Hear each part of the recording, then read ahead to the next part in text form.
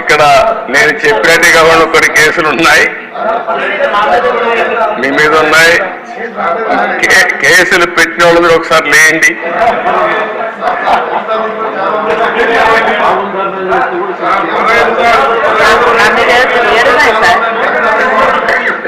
చూసారా దేశ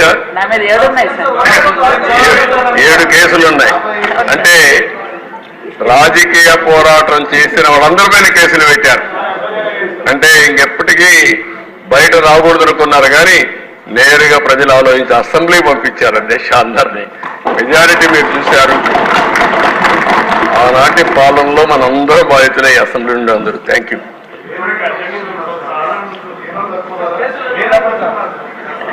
నెక్స్ట్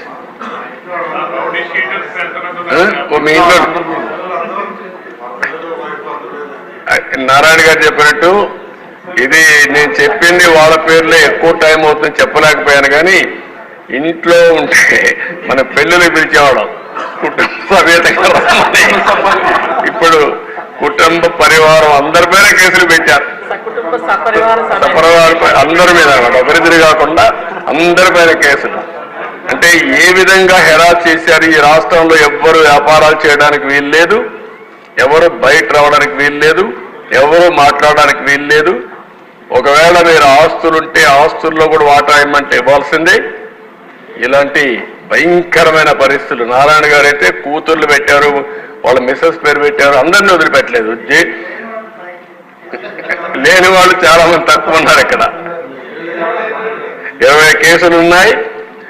అల్లుణ్ణి, కూతుర్ని, భార్యని అందరినీ సిబిసిఐడి తీసుకొచ్చి ఎక్కడికక్కడ ఎంక్వైరీ మీద ఎంక్వైరీ ఎన్ని చేయాలని చేసే పరిస్థితికి వచ్చారు.